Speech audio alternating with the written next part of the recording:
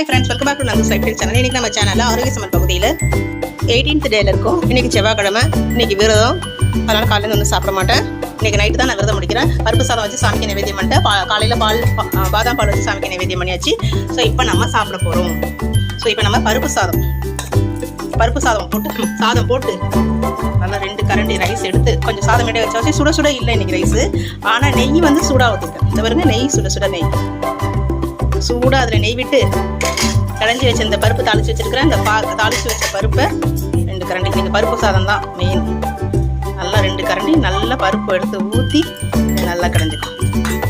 பருப்பு நிறைய விட்டு சாப்பிட்டா தான் பருப்பு சாதம். கரண்டி சாப்பிட்டா பருப்பு சாதம் இல்லை, நெய் நிறைய விடணும் பருப்பு சாதத்தில். இதை கடைஞ்சி ஸோ இன்னைக்கு சூப்பராக ரெடியான ஆவக்காய் ஊறுகாய் நான் உங்களுக்கு காமிச்சேன். நான் வீடியோ இந்த ஆவக்காய் ஊறுகாய் ப்ரிப்பரேஷன் வீடியோ நான் வந்து நம்ம சேனலில் போடுறேன். நீங்கள் பாருங்கள். இதை பாருங்கள், ஆவக்காய் எவ்வளோ சூப்பராக ஊறிடும், செம்மையாக ஊறி சூப்பராக ரெடி ஆகிடும். இந்த பருப்பு சாதத்துக்கு இந்த ஆவக்காய் ஊறுகாய் சூப்பர் டேஸ்ட்டாக இருக்கும். ட்ரை பண்ணி பாருங்கள். இந்த ஆவக்காய் ஊறுகாவோட நான் வீடியோ நம்ம சேனலில் நம்ம போடுறேன். பாருங்கள், ஆவக்காவோட நம்ம வீட்டு ஆரோக்கிய சமையலில் பருப்பு நெய் விட்ட பருப்பு சாதம், கடைஞ்ச பருப்பு சாதம், அப்பளம், ஊறுகாய். Simple and super dish. எனக்கு ரொம்ப பிடிச்ச டிஷ். இந்த வீடியோ உங்களுக்கு பிடிச்சதுன்னா லைக் பண்ணுங்கள், ஷேர் பண்ணுங்கள், கமெண்ட் பண்ணுங்கள். கண்டிப்பாக சப்ஸ்கிரைப் பண்ணுங்க நண்பர்களே. தேங்க்யூ.